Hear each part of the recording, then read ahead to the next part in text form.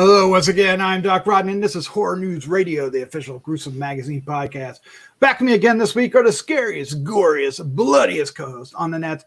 And tonight, we share our most anticipated horror films of 2021.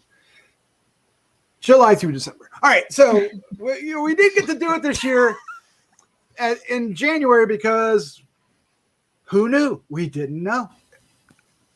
Were they going to do it or not? So it is, I think, with a couple films officially doing 100 million, at least total box. And then, Fast and Furious 9, F9, or the Fast Saga, whichever one you want to call it, did 70-some million. I think the theaters are back. Can we agree? Theaters are back. So let's count down for the remaining part of the year our most anticipated films of the list, and this is in order of release. Now, keep in mind, the films can still change, and some of them, we haven't seen trailers yet, so they are shifting. So these dates, are tentative, but we're going to go with them. We're going to do this. All right, joining me tonight is lead news writer, Gruesome Magazine, Dave Dreher. Dave, how you doing, sir? I am quivering with anticipation. Doc. Ah, yes. Literally quivering. No, didn't even pause. You're just like... Yeah, just quivering right now. This is it. Just going to right into... That sounds naughty. It does. I kind of like it, though. Wow. Wow. All right. Also joining us is award-winning filmmaker, Christopher G. I don't know how to follow that. Are we talking about movies here? Is that what we're talking about? Hey, Doc, remember that time you came out on the podcast? That was great. Oh, wow. Well, I didn't anticipate that. I'm going to start calling him Big Daddy Dave. Oh, Big Daddy Dave. Come here, Big Daddy. And we're 40 seconds in and we're off the rails. Hey, we're already off. Yeah. All right, you've seen what the past year did to us. All right, Hey. Also joining us tonight is podcasting rockstar and international cosplay queen, Vanessa, in her Ghostbuster gear. Are you ready for it? I got the pack back here. I got Yeah. the trap Oh, wow, you do. Look at that. over here. Slimers in the back.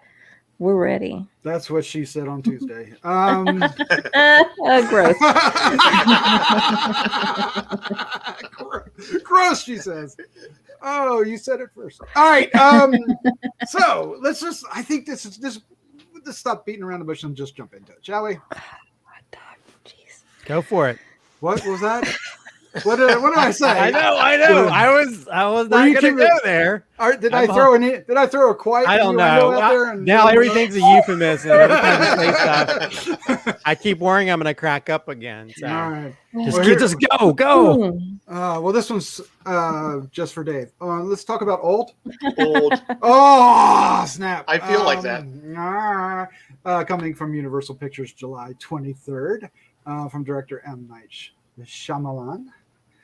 And we said this on our most anticipated July, our gruesome guide, because we do that each month. We do a gruesome guide to all the films coming out that month, and this was the one from that list. And we spoke about M. Night, a resurgence in his career, regardless of what you thought of maybe the last film. He's definitely gotten more popular than he was in the decade prior to that.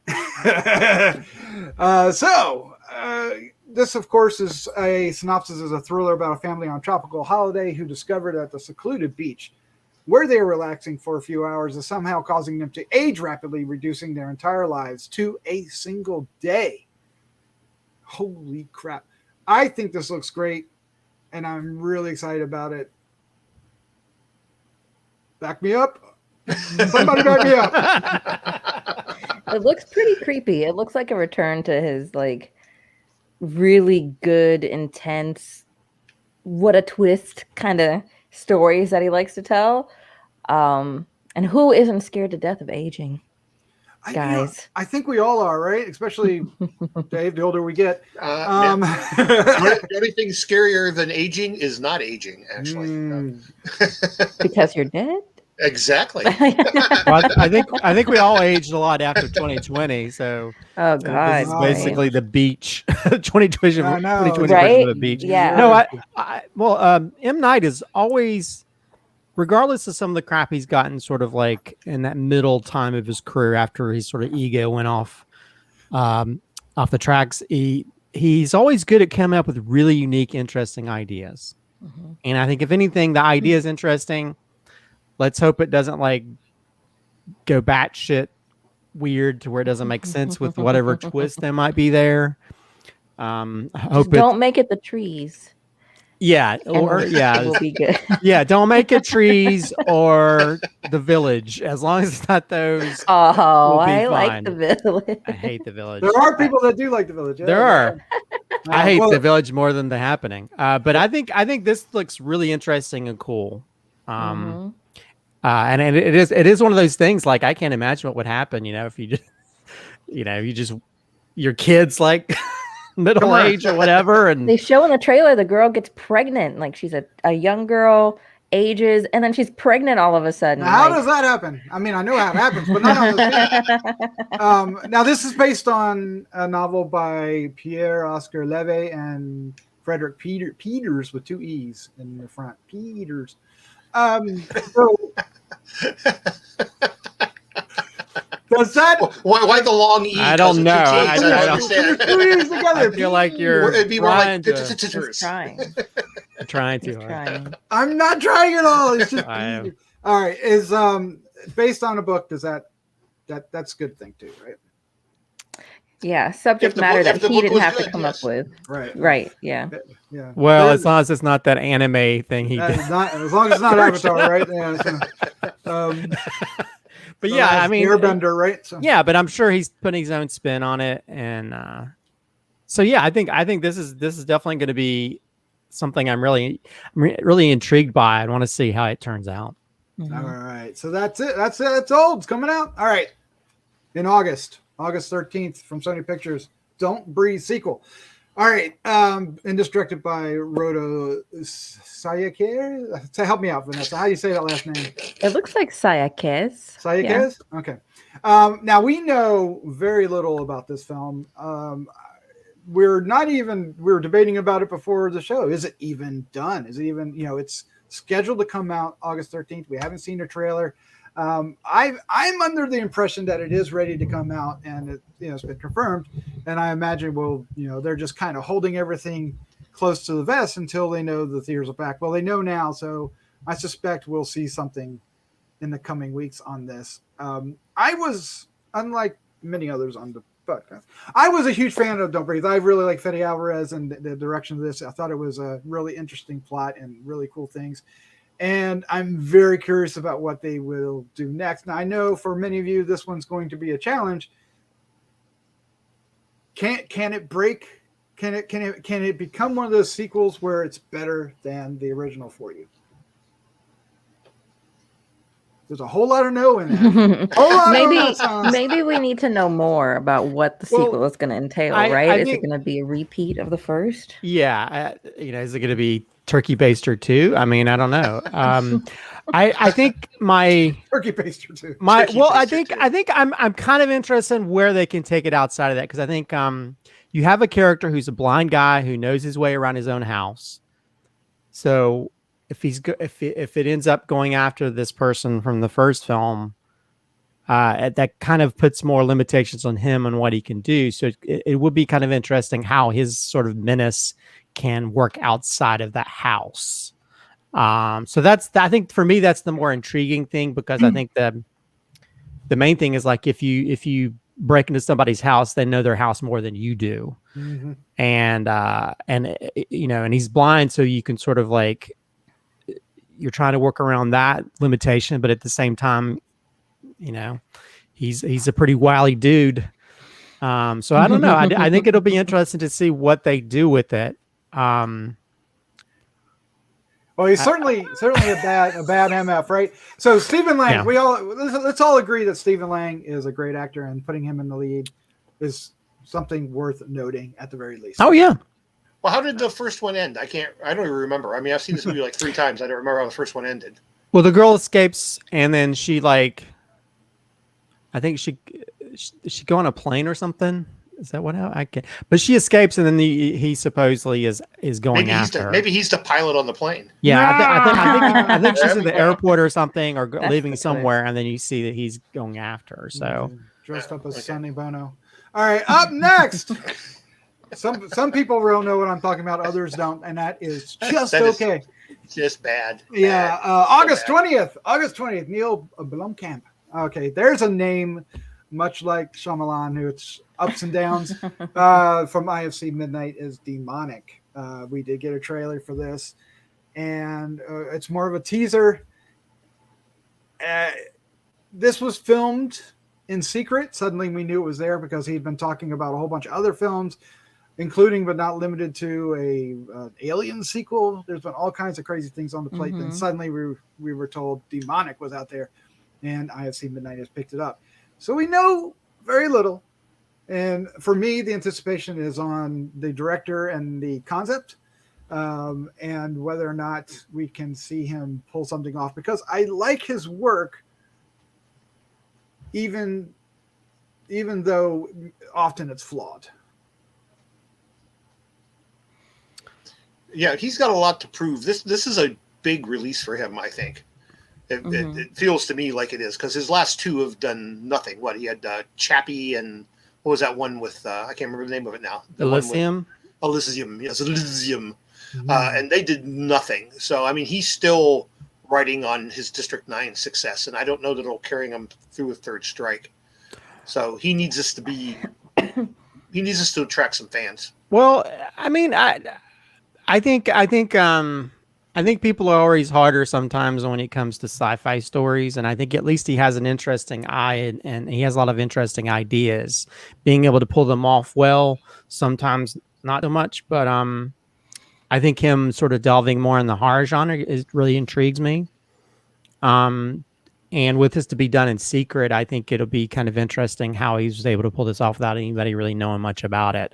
And I think the trailer looks very interesting for it. So I'm actually really looking forward to this. You know, I think he's a very talented director. You know, I really wish he'd be able to make his Alien film, because that looks so freaking badass. Yeah. And I think even if you're critical of some of the stuff he's done, you can at least give him some props for bringing up some interest, for creating interesting imagery and interesting characters and production design. So I'd like to see his take on like the horror genre, because I think that I think he'll bring something interesting and new. Yeah, I agree too. Yeah. And I mean, I love District 9. I'm one of those people that's following him because of that movie. I'm still holding out for the second one. I need a part 2. So I'm really, really excited about seeing this one. And you're right, the subject matter is so different. I hope that this can be something that I don't think it's going to be quite like what we've seen, like with Elysium, with Chappie, with District 9.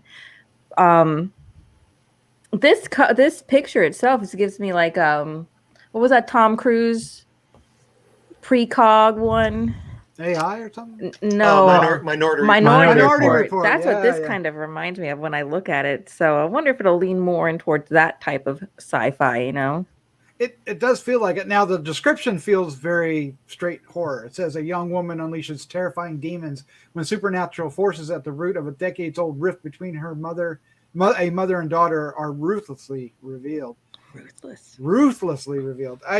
So it's probably going to be low budget, and it's going to be, concentrating hopefully on the story and not the pizzazz in the actors, right? Well, it still seems to have a little bit of a sci-fi bend to it. It almost has a Videodrome element as well. So, it a little bit of The Ring, a little bit of that's where you start seeing images and stuff. So, I think you'll find a way to sort of converge those two type of things to make something interesting and new. I mean, and with him making it on his own, he's making it on his own accord. So maybe he's not having to deal with a lot of the control things that happen when you make these bigger budget films. Right. Maybe this is like the year of the comeback for these directors, for Shyamalan, for Blomkamp. After 2020, I would only hope the best for everyone. Yes, really, really. All right. Well, we'll find out in August 20th. All right. The next one up is I think a favorite for a young lady on the podcast, Vanessa. It's and Dave. We're talking with Dave, and we're talking about Candyman coming from Blumhouse and Universal Pictures. I put Blumhouse in there, and I think that is wrong. I think Jordan Peele is Jordan Peele. This is Jordan Peele. Yeah. Yeah, I'm not really sure if this is Blumhouse now that I've got it on there, but it's definitely Universal Pictures. August 27th. August is full. Nia DaCosta is directing, and that's exciting. And of course, it's revisiting the franchise of Candyman. Will we get Tony Todd? I don't know, maybe. But this is a, air quotes, spiritual sequel to the horror film Candyman from '92, returns to now gentrified Chicago neighborhood where the legend began. And that alone is kind of an interesting spiel to it, right? Because things have changed in the decades since this. But Vanessa, this one was one you grew up with, right? Mm-hmm. So is this a character that you're eager to see again? Oh, yeah. This scared the crap out of me when I was young. This was one of the scariest movies I've ever seen, to where those memories still shake me.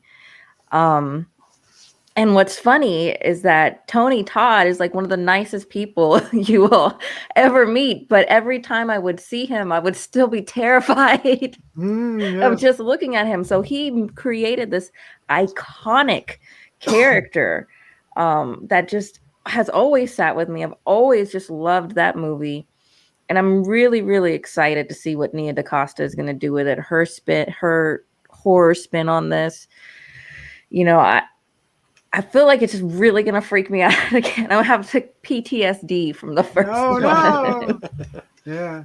And of course, Jordan Peele, co-wrote it. So that's interesting in and of itself. Mm-hmm. And of course, he's working on his third horror genre film as well that we'll get next year. And that's exciting. Well, it's produced by his Monkey Paw Productions as well. Yeah. So, and that's why it's produced. I think that's also the kind of thing that some people are getting upset about, because people keep thinking this is a Jordan Peele movie and it's a Nia DaCosta movie. So, and by the way,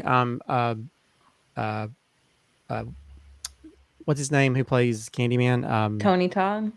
He is in this. He's listed as in it, but is he in it? He's in it. Okay. He is in it. He is part of it in some way. I think the whole Candyman thing is, I think it's one of those things to where maybe a new person becomes the new Candyman. It's like transferred to a new person. That's what it seems like. So, but didn't we see a trailer where they alluded to it that he's the kid, right? That's saved in the first one. Like, this guy is that kid. Oh, I'm not sure. I think I saw that early on. I hadn't really paid attention to it, but I think this will probably be one of the more interesting sort of continuations of a franchise, and sort of passing the hook to a new generation. Because I feel like this is something I was thinking about, like what they could do with Freddy or any of these type of things where they pass on, like they take this icon or this villain and sort of push it to a new person. And so I think this is the best way to do this without just totally doing a reboot and just kicking out people who were in it before, maybe just give them a slight cameo. But this looks really good. It looks really interesting and cool. And it still has some of the characters from the first. So I'm really excited to see what they do. I mean, this is weird because this film, I don't know about you guys, I was nervous saying Candyman in front of the mirror after seeing this film. In fact, when I worked at a movie theater, there was a girl that worked there with me who you could not say that name around her because she was scared to drive home because she thought Candyman was going to come out of a rearview mirror. Those public restrooms? No. No. Oh my God. No. I would love to see what you're talking about, though. I would love to see Candyman become like a slasher continuation, right? Become one of the great slashers that we remember. Do more movies, even if you make it campy and fun. Just don't make him a child molester, guys. Because you can't really like those characters when you do that. So if we stay away from that, you can murder people, cut their heads off, slam them in sleeping bags against trees. Just Don't cross that line. Don't cross that line. Not cancel culture. Please. Yeah, we're gonna get a few slashers and Lego sequels kind of things going on this year. But let's talk about the next film as we slip into September with James Wan, Malignant, which is a Warner Brothers HBO Max film. One of the many films that are doing that theater and HBO Max at the same time, which has proven maybe not as big on the theater side, but been very successful for HBO Max in and of itself and the streaming service, and for audiences enjoying both of them. This is New Line Cinema, of course, is in this, and we know yet again very little. The synopsis is original horror thriller from director James Wan. That's what we know. We know that James Wan is directing, and we know Annabelle Wallis, Maddie Hassan, George Young are in it. We haven't yet to see a trailer. It is officially on on the release schedule, so it is definitely coming out. It was supposed to come out last year. I'm pretty sure it's done. He's already working on Aquaman 2, so this is in the can, in the bag, ready to come out. And all right, do we need to know much more than James Wan is doing a horror film? I don't. Same here. I mean, there is rumor that this might be his giallo type film. Mm-hmm. I think, and I mean, even the poster has almost like a knife type thing, which definitely is something. Yeah, and like, what's on it? Some kind of a dagger with, I can't tell what. Yeah, it's got wings. But those are wings, right? But yeah, I mean, I would love to see him attack another subgenre of horror other than like supernatural or whatever. So yeah, I'm intrigued to see what he does with this, because and if he delves into the giallo thing, other than Dave having a fit if it has colored lights in it. But if anyone can pull off the pink and purple light thing, it'll be James Wan. So. Yes, I believe that. I don't know. I'm intrigued by it, and I'm always looking forward to seeing a new James Wan film, as long as it's not like people in water, superheroes. Oh, you don't like the Aquaman movie? I mean, it's okay, but it's not his best effort. No, it's not. The only footage we've seen is a brief sets of footage that are in this HBO Max coming to, this big promo thing they did where they showed a lot of footage from the upcoming films. And we got a couple of shots. There's a shot of the main character in a bed with this creepy character coming up behind her. Face. Yeah. So that's about all we know. And yet, anticipate. Which makes it fun. That's kind of fun. Mm-hmm. Of course, that is September. So let's move from September to October, shall we? Now, with October, are we expecting some good films? Do we know there are good films? Why, yes, we do. What would be better than Halloween Kills? This is a sequel to Halloween. The David Gordon Green Lego sequel, remake / continuation, whatever the heck it was, from a few years back. This, of course, was supposed to come out last year. And this year we were supposed to get Halloween Ends, and of course they both got bumped back. We just recently got a trailer, and I will say I am incredibly stoked. And I'm going to turn this over to Dave, because Dave is a Michael Myers fan. I am a Michael Myers fan, and I was a little, I was like, do we really need more Michael Myers after the one? But I like where they went with this trailer. I think this looks good. I was kind of concerned how they were going to get him out of the fiery house, and they spend a lot of time in this trailer showing you how he gets out of the fiery house. They do that. So we'll see. I mean, these guys seem to have a plan. I'm hoping with Halloween Ends that they finally put Michael to rest and we actually end this whole saga. I mean, it would be really great to watch them just kind of wrap it up, but I don't know if they'll be able to pull it off or not. We'll see. Yeah. Christopher said I'm with you, Christopher. I don't think it'll happen either, but I'm hopeful that it will. Of all the Halloween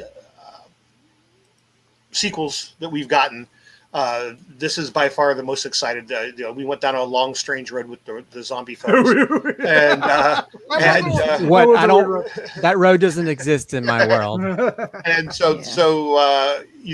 this looks good. I'm hopeful. I'm very, very hopeful, and I'm excited to see this in theaters. I am too. And Vanessa, how powerful was it to see Jamie Lee Curtis in the back of that? Because they ride off at the end of the movie in this truck, right?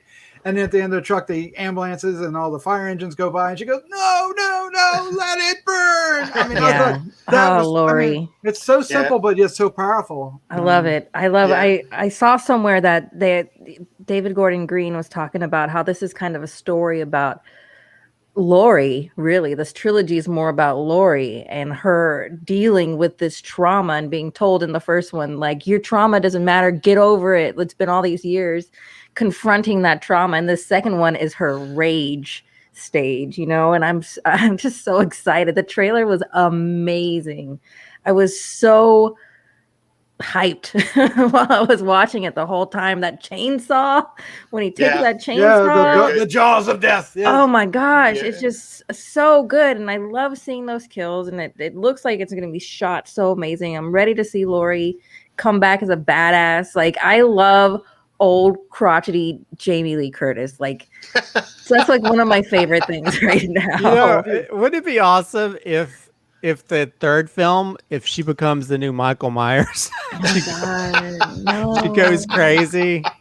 I really hope they would do that. I would totally see a whole franchise of just Lori like being the new Michael Myers. I'm excited about this, and I've heard that like a lot of people are getting pissy because like, oh my god, you showed the whole movie in the trailer. I've heard this is not the whole movie. There's a whole lot more to go. Although that light fixture. Oh my god! Yeah. I was like, whoa! I actually, I mean, I hate saying this, but I feel like Michael Myers feels more Jason Voorhees in this, and I love it. Yeah, he's definitely more vicious. He's just definitely more vicious. Well, he's like mad Michael Myers. He's not like the. I'm just gonna sit here and turn my head. He's like, no, I'm killing every firefighter. I'm gonna go over here. And I mean, Rob Zombie did try to do that with his movies. He did try to make Michael a little more vicious, but he just went about it the whole wrong way. And if there was one thing you could say about the zombie films, the more vicious Michael was kind of cool. But unfortunately, but there's a difference between vicious and just being Rob Zombie. So you didn't like Michael Myers following the big white horse around? Anyway, David Gordon Green and Danny McBride are. I know Danny McBride doing the writing. They are. And I love the references to the original Halloween because you also have them. Yeah, and almost like the masks. This is almost like Halloween too. At the hospital. I mean, there's like a lot of different parallels to that. Yeah. Those masks though, they touched me right here. I think they did briefly. They even had the little silver shamrock thing on the back of them. They briefly did show up in the first one though, just to be. Oh, did they? Yeah. There was trick or treaters who were wearing that. Maybe it's the same trick or treaters. Call back. To this one. Now barbed wired to the gym equipment. Or whatever. Oh my gosh! Well, the mask looks great on the poster. The poster, I love the tone and the colors of it.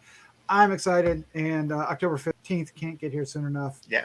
All right, so October's busy, as October should be for horror films. And up next might be one of Christopher G. Moore's most anticipated horror films. A big fan of Edgar Wright is now. Here's another Giallo, right? This one's kind of Giallo-ish, time travel. Oh, this is full on Giallo. Yeah. Last Night in Soho, coming from Focus Features and Universal. And like you said, a young girl passionate about fashion design is mysteriously able to enter the 1960s where she encounters her idol, a dazzling wannabe singer. But 1960s London is not what it seems, and time seems to fall apart with shady consequences. Anna Taylor-Joy stars along with Thomasin McKenzie. And Christopher, take the floor, sir, shall you? This is my most anticipated film of this year, of everything. It's Edgar Wright is the type of filmmaker I want to be. I may never achieve that, but I'll keep trying. And I think this one, he just has a great kinetic sense, a great visual sense and storytelling. And I love just seeing him sort of tack a specific horror subgenre. He's sort of done that with Shaun of the Dead, doing his take on zombies. And, then you have other things like, Scott Pilgrim versus the World, where he does his version of like, bring a comic book to life. And this one, he sort of has a lot of those inspirations when it came to giallo films and also just putting an interesting sort of I don't know, time travel is the right word, but you have, when you have that connection, you almost like very De Palma-ish as well. There's almost like a De Palma vibe to it. And there's even he's even a thing with mirrors where he actually called the director of Poltergeist 3 to get advice on how to pull off some of the mirror gags, the practical mirror gags they did in Poltergeist 3. So yeah, I mean, this visually, there's so many beautiful shots in this. You can make paintings out of just individual frames. So I am like extremely excited, like a giddy schoolgirl at a BTS concert. I'm the first one in the seats when this comes out. I am so overly excited. Plus, it's got my big crush in it as well. So yep. Yeah, I am like looking forward to this so much. You can't get here fast enough. Yeah, well, the poster looks great. The trailer looks great. Vanessa? I agree. Looking forward to Yep. Super, super excited. Now, Dave, this is obviously going to have some color. Are you okay with that? Yeah, well, before the show, Doc, he said if we can't say anything nice, don't say anything. So. How dare you? Stop. How dare you, Dave? You're going to eat those words, sir. I honestly, I hope I do. I found Edgar Wright to be, for me, but again, he's not making films for my type of horror, for the type of horror fan that I am. He's a filmmaker's filmmaker. He is. Yeah, and I found him to be very uneven. But I'm going to go see this. I'm very hopeful that it's the film Chris is promising. I love Chris's face right now. I'm very hopeful that this becomes the film that convinces me. I'm excited. The cast looks great. The idea looks great. And like you said, the mirror tricks. Who knew it was going to come from Poltergeist 3 of all movies? Well, there's some really great practical effects they did in that were not CGI. And to pull it off properly, got to do what you got to call the best to do the best, right? October 22nd, we'll find out. All right. The last week of the month, October 29th, just in time for Halloween, from director Scott Cooper. Searchlight Films. Or Pictures, sorry, is Antlers. Now, this film was just about ready to come out, right? It was like a couple weeks to a month ready to come out. It really has this is Wendigo vibe. Is that too on the point? It's basically Wendigo, yeah. So this feels like a monster movie in Dave's court, Dave. Yeah, I'll be very excited to see if this movie actually exists. We've been talking about it since I was like 6, I think. So I'm hoping it actually makes it out because it looks really intriguing. It really does. So yeah, I'm looking forward to seeing this one if it actually makes it to theaters. Yeah, and it had some really serious hype to it in the horror community about from people that had seen previews of it and stuff and. Oh man, it would just on the cusp. So close. Yes, I can't wait. Vanessa? Oh yeah, me too. I was so excited about it last year, or was it last year or early this year? No, I think it might have been 2 years. No, it was last year. Yeah, it was last year. Yeah, it was on the last gruesome guide we did before everything fell apart. Yeah, I was so excited about it, but I still am, and I think October 2021 is going to be a good place for it. It looks super creepy. I'm super into the whole cryptid thing right now, so excited. And we need a good Wendigo film. Bring it on. Yeah. Or we had some good Wendigo stuff in Hannibal, if you remember. No, that's right, we did. let's keep that going. All right. Okay, so we're out of October and into November, and with that comes the most anticipated film for Vanessa, I would happen to say, given what she's dressed up as, and that is somebody cue some music. Ghostbusters Afterlife from Sony Pictures, available November 11th, directed by Jason Reitman, a last name at least that we are very familiar with. We were super hyped to see this last summer, and it didn't happen yet again, and now it's coming out this November, and I don't think the excitement for me has ever died down. Vanessa, I think you are chomping at the bit to see this one. Oh, look at that. What's it say? Yes, it's true. This man has no dick. I'm excited. I'm going to be saying that to Dave after we see our Colored Light movie. No, I cannot wait for this movie. I feel like a kid again in anticipation, and every trailer that we've seen, teaser that we've seen, behind the scenes that we've seen has just been amazing. I loved seeing, I know we've all seen the little marshmallow Stay Puft guys in the store. Like, I just cannot wait to see this. And I love that it's going to have kids in it. And I don't know, I'm just giddy over it. I'm ready to bust some ghosts. Just giddy. I don't think anybody on this podcast or watching this podcast is not excited. The only thing they might be worried about is, can they recapture that magic, right? The second one did and it didn't. I think for Vanessa, it probably really did. The remake, of course, has its problems. I think it's gaining an audience. I love the remake. Yeah, that's like twice in the theater. The remake's really fun. I've just seen it here recently. It was on cable somewhere. I was like, it really is a good movie. I think a lot of that just had to do with certain fandom backlashes that happen in Star Wars and that things. But I think this one feels like a natural connector to the original. Plus, we get to see it in a different environment, which is kind of cool. Mm-hmm. Because most of the time we see this happening in city environments or big city environments, and this one just seeing the Ghostbusters, and seeing almost like a new connected generation to that is really kind of interesting. And plus, we'll get to see the old school Ghostbusters back wearing their proton packs. I heard that Bill Murray was complaining like, this fucking thing's heavy. I can't wait. The new cast includes Finn Wolfhard, McKenna Grace, Carrie Coon, and Paul Rudd. Can you really hate a movie that Paul Rudd's in? No. And rumor is, as Christopher has been is ready to say, it's fact. I'm not going to argue with him. I think it is as well. Bill Murray, Sigourney Weaver, Dan Aykroyd, Ernie Hudson, and Annie Potts all returning. There's one other, there's two names in there that we want to see. One, of course, we can't, but I think is the literal connection in this film from what I've seen. Who am I speaking of that could be in this movie but has not been named yet? Yes, have some. Have I stumped everybody with the name? No, you're asking me. I mean, I have a name, but I don't know if it's the one you're thinking about. Well, say it. Say it. Rick Moranis is the one. Yes, Rick Moranis. Yeah. Oh my God. Oh, I thought you. Complete blank. Oh, were you talking about the man with no dick? No. God, pulling teeth.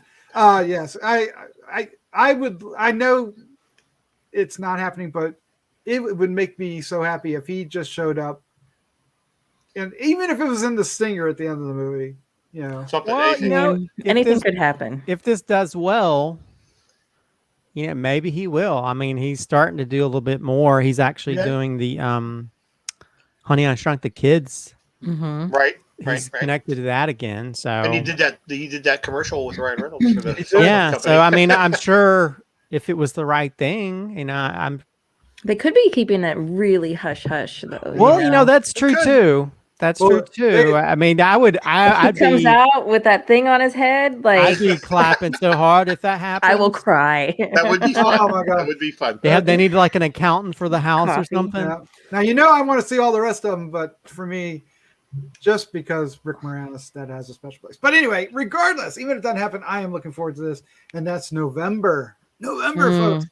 All right, one more film for November as the horror films wrap for the year, and then we get into sci-fi and adventure for the December. Now, this one I'm excited about because of the director, more so than the property, but I'm kind of a sucker for the property as well. So this one will be interesting to see the reaction, but it is Resident Evil. Welcome to Raccoon City. Johannes Roberts is taking over the property. Coming out November 24th, just in time for Thanksgiving. This is the Thanksgiving horror film we all want it. Resident Evil is a great property that deserves a great movie. It's had 6 or 7 iffy movies that I love every garbage it's of being it. kind. The worse they got, the more I love them. I don't know why, but I did. I'm eager for this. Is there any what do you guys okay, if you want to be excited about this film, Vanessa, what do you want out of it?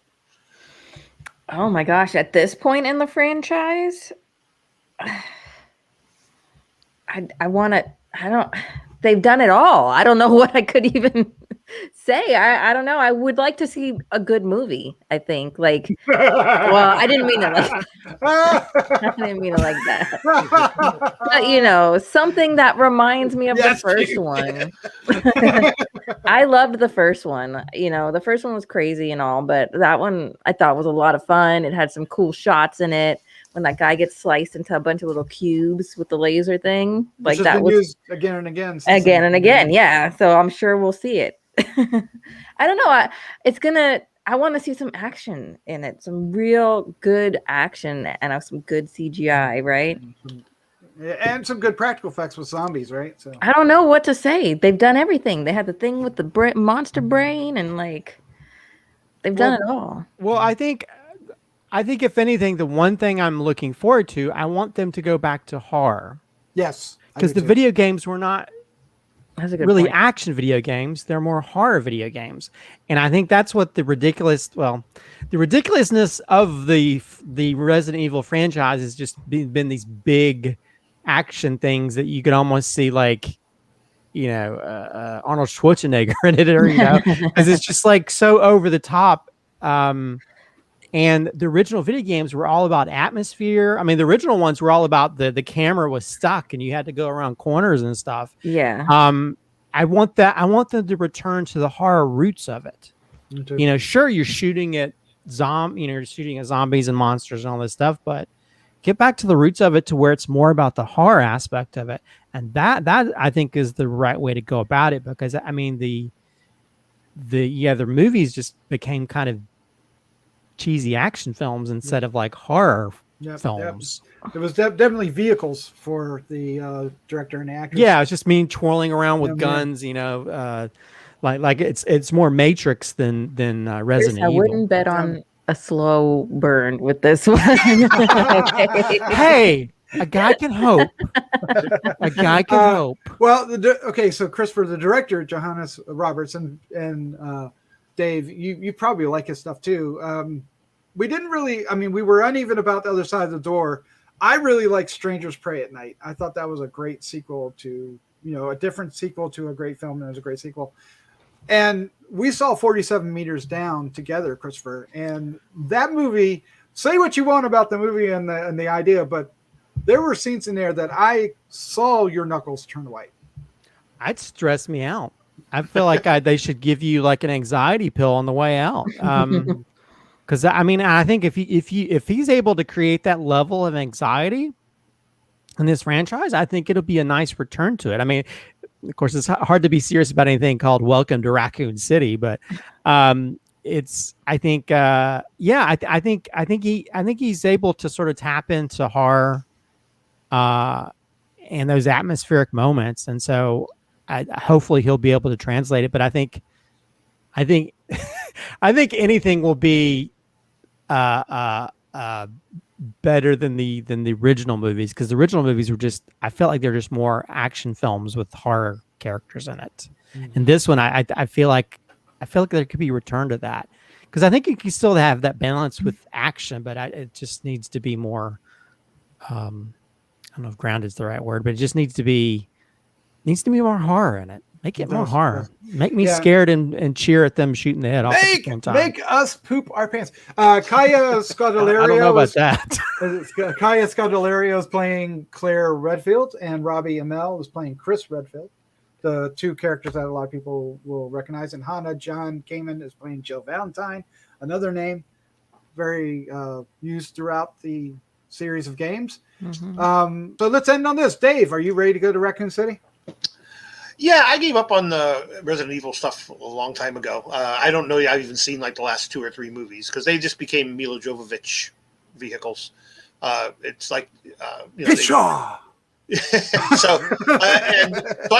I kind of lost track of it actually. So I'm not even sure how they left it. But as Christopher was saying, if they go back to the original origin, I remember when the first game came out and it was all the rage and it was scary as shit. I mean, it really was. And back through the whole thing when they were trying to get Romero to make the first movie and reading his script and all that stuff and everything looked so good, and then we get what we got and it was like, oh, okay.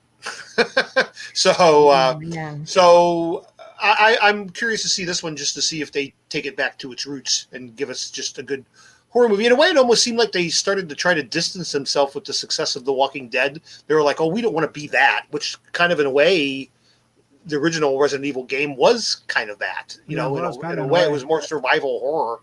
And it's like they made a conscious decision to be anything but that. And they just created this whole new dimension for themselves, and they got lost, and we got Mila Jovovich flying around on ropes shooting things. Well, the thing is, like, if you see any of the Resident Evil games, even the newest one, Resident Evil 7, it's still, it's not some fast action thing. It's very atmospheric. You have to go onto these specific areas. Now, granted, if the Lady Dimitri shows up the film, I'll be all about that. She's been all the rage, hasn't she? She could smash my neck any day of the week. I mean, those games, they're atmospheric and they're more cinematic than these Resident Evil films have been. So I'd love them to be able to tap into that same energy for these films, because you can make a good film. You can make it sort of like The Conjuring, but with, action stuff in it as well. That's not supposed to be like Mila Jovovich on wires spinning around like a. It does my heart good to hear Doc at no point say anybody playing Alice in this movie. So that's good. So the fact that she won't be there. No, we'll see. That'll be the stinger at the end. All right. Well, we'll find out just in time for Turkey Day here in the States, November 24th, 2021. All right. That's our list of the most anticipated horror films of 2021. We're doing it just in the latter half, and we still have 10, with 10 more at the very least hanging on the other side, and we'll talk about those in a second. We're going to give you'll see here in a second, but I want each of us to say, some of these are going to be terribly obvious, which of these 10 is our favorite. Vanessa, surprise me. Ghostbusters? Is that a surprise? Yes, Dave Dreher, what about you, sir? Well, there are several that are actually kind of tied for that, but I have to say Halloween Kills. And Ghostbusters is up there as well, so Absolutely. Christopher G. Moore. Antlers. Antlers. Last Night Soho. Last Night Soho. If you didn't hear my passionate talk about it earlier, soliloquy. Yeah, nothing else compares. There's a song in there somewhere. Sorry, Sinead. Nothing else compares. But Last Night Soho. And for me, Malignant. I'm a James Wan fan, so I'm looking forward to that. Of course, like you said, Halloween Kills and Ghostbusters. I'm looking forward to all 10. But give me a James Wan horror film. I really want to see that, and I'm excited. All right, like we said, there's a whole bunch of others. Is there one out of the list, and there's at least 10 or maybe a dozen in here, that it deserves honorable mention? Again, we'll each get an honorable mention. Vanessa. I think I'm going to stick with Green Knight. The Green Knight. I'm very, very excited about that one. Sword and Shield, Dave Patel. The only reason that didn't make our list is because it's more fantasy oriented. Right. That makes sense. But it still looks like it's going to be a great film, and it does have horrific moments. I mean, in the trailer, a head gets lopped off and still talks. Sounds like horror to me. All right, Dave Dreher, honorable mention from you, sir. We know a lot of these on this list I haven't seen the trailers or anything for. Green Knight does look very intriguing. Like you said, a little more fantasy, but I still liked what I seen. I'm still looking through the list here. I don't see very ballsy of you, Dick, Doc putting Jeepers Creepers Reborn on there. Wow. But it's a different. It's controversial. It's the property, but not the director. So to me. Yeah, but I'm gonna go with, based on what I've seen trailer wise, I'm also gonna go with Green Knight. Okay, that's fair enough. Christopher G. Moore. The Night House is what I'm most that intrigued does look about good. because it's such a another sort of unique concept type film.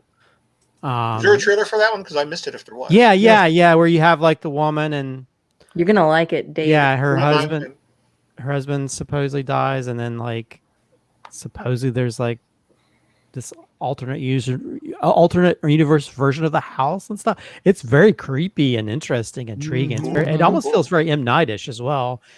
So that one's I think that one was the one that was at, I think it was Sundance on one of those where there was a lot of talk about it and I'd heard about it. So that's one I'm most out of that list of the extras. That's the one I'm most looking forward to. Yeah. I'm going to choose one that's very controversial, and Christopher's already going to get up and walk away. I love the first one, and I'm eagerly waiting for the second one, Escape Room, Tournament of Champions. I know I have no taste whatsoever, but I just like, there's something about watching a horror film that is kind of that throwback stupid horror film. Well, I will say this much. The first film had some good production design rooms. Really good, yeah. Character stuff, a whole different thing. But they had some nice production. And I'm sure this will have nice production design as well. Yep, we hope so. I'll say something nice. All right. Well, we ran way over. This was only going to be 30 minutes. We went 51 minutes. We hope you enjoyed our countdown. There's a lot to look forward to. Let us know in the comments down below what you're most looking forward to. And there's plenty of films that we haven't really heard whether they're coming out this year or not. They could be on this list. We could find out over the next few months about something that will blow all these movies out the door. I don't know. There's a couple in here that will be very hard. I know, Doc, we got a press release today that director of the Velocipaster has a new movie coming out. So, well, there you go. So that could be in the running. Yeah. There you go. All right. Let's get out of here. Let's say goodnight, guys, because I thank you for joining me, and let's get out of here. We'll see you. Good night. Oh, wait, what's this one say? Do, re, we gone. We gone. Bye.